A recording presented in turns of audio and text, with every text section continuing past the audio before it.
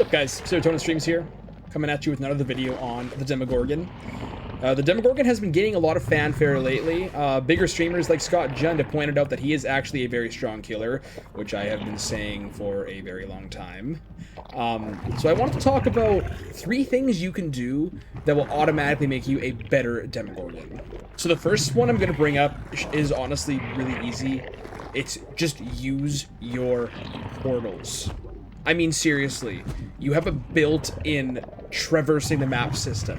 You can literally go from one side of the map to the other in like 2 seconds. What other killer has a built-in essential subway system? None. Just the Demogorgon. But I feel like a lot of people aren't using their portals properly, and that could be a huge way to improve with him. So for whatever reason, survivors have this like built-in desire to cleanse portals before they do anything else. Generators, totems, etc. Like, they're just always going to cleanse your portal. I don't know why they always make that the priority, but it definitely benefits you as the Demogorgon. Alright, so for example, in this clip here, I've just hooked the Dwight and I see the bill is on the generator where I placed a portal. So what do? I just go to another generator and I place another portal. The bill has no idea that I have a portal on that generator, so I just teleport right to the generator, and I'm in chase immediately. The bill had no idea I was coming, he had no time to react, and I get a quick hit, and then I eventually do end up getting a quick down, and the bill is toast. Now, there are many places where you can place your portals, but for me personally, the way I play Demogorgon, I like to place them right on my generators because it gives the survivors 2 options. You can cleanse the portal and let me know where you are using my shred with Killer Instinct, or you can take the risk and do the gen and just let me come to you. Either way, if you're standing on my portal while it's active, I'm gonna know where you are. So portaling gens is a really good way to track survivors and apply gen pressure. For me, it's as simple as this is built into the killer for a reason, so use it. It would be like not using Nurse's Blink, not using Spirit's Phase. Like, if the killer has it, it's supposed to benefit him, so use it to benefit him, and I promise you, you'll get a lot more enjoyment and a lot more power out of Demogorgon. So number 2 should be obvious because it's, again, built into the killer, but number 2 is using the Demogorgon shred to hit survivors. I cannot tell you how many times I've spoken to people about how good Demo is, only for them to say, well, he's just an M1 killer. Like, what? His power is literally able to pounce on survivors from long distances. If you use it properly, it's not only good for hitting survivors, but you can also gain major distance on survivors. Okay, in this clip, which I'll roll in a second, you see that I'm chasing this Dwight who is injured, and he's heading to Killer's Shack. Normally, you're thinking to yourself, oh, I hate chasing Shack. Demo's Shack power is exceptional, and I'll show you why right here. So as he's rolling to Shack, I can see here that this is not the side that has the pallet on it, meaning he's either going to run to the pallet or run to the window. I'm making assumption that he's going to the window, I shred him, and he is downed. You are handcuffing yourself if you don't use your shred. First off, there's the obvious, you can down and hit survivors with it, which, I mean, is pretty much the objective of a chase, is it not? Number 2, which also relates to chase, is you can get through pallets a lot quicker than if you just, you know, with spacebar, get rid of them normally. And if you use Barb's glasses, which gets rid of pallets 20% faster, it's like, what did Scott Jund say, 1.6 seconds? Like, if you're not using your shred at regular intervals to benefit yourself, you're handcuffing yourself. Also, using your shred is the only way to fire up your Killer Instinct, unless you're using Lifeguard Whistle, which, I mean, go ahead, it's just, I prefer to use my shred, you know, use my the Abyss, know where survivors are when I need to know where they are, rather than just always having Killer Instinct going off.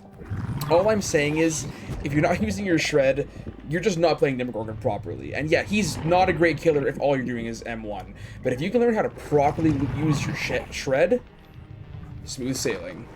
And you can actually use your shred to zone survivors, similar to how Huntress and Deathslinger zone, where when you hold your shred, survivors are gonna those two things, your portals and your shred, weaving around trying to avoid it, and you can just kind of force them into an area where simply Demogorgon, and that is how to properly chase, away from a stronger using the Demogorgon, or you can just get that M1 down, and you think it might be. There you go. So my third and final tip for simply improving a Demogorgon is which add-ons you should be running when playing the Demogorgon. Right now, I think there is one add-on combination that stands above all the others for Demo because it's not only good just in general, it's really good for beginner players because it will enable you to use your shred a little more frequently and a little more confidently, knowing that you might have a bit of a safety net to back yourself up should you miss a shred. So the first add-on I recommend running is Barb's Glasses, and this one is just, it is insane how much power it can bring to Demogorgon. So you increase shred recovery speed when breaking a pallet. This essentially allows you to shred around pallet loops without any fear, because if the pallet gets dropped, you just shred it and it's gone in 1.6 seconds. That is absolutely insane. It's almost double the speed of a normal pallet break. So this add-on, in my opinion, especially if you're a beginner, even if you're not a beginner, if you're a long-time demo user, you should be using this add-on because it's just so strong and it makes your gameplay so much more aggressive, which is, in my opinion, how Demogorgon should be played. So the first add-on is Barb's Glasses. So the second add-on that I recommend using, especially if you're newer to Demogorgon, is Blackheart. So what Blackheart does is it slightly increases shred, hit, attack, recovery speed. Meaning if you miss a shred in a chase, you're not penalized so much for it. You know, you're not going to lose distance, you're not going to lose the chase, you're going to recover quickly and be able to get right back in the chase, but it'll also enable you to practice a little more with your shreds and play a little more aggressively, because you'll be more willing to do a shred if you have that safety net where you can recover a little bit faster. So those are my personal picks for add-ons. You can go different ways. You know, there's Lycan, which is really strong and probably a bit of a crutch, to be completely honest, but it is extremely strong. There's Muse Guts, which does exactly what Blackheart does, except you get an extra portal. There's good old Rat Liver, which probably isn't necessary anymore, considering that Demon's base kit has been buffed, and he just kind of moves at that speed anyway now.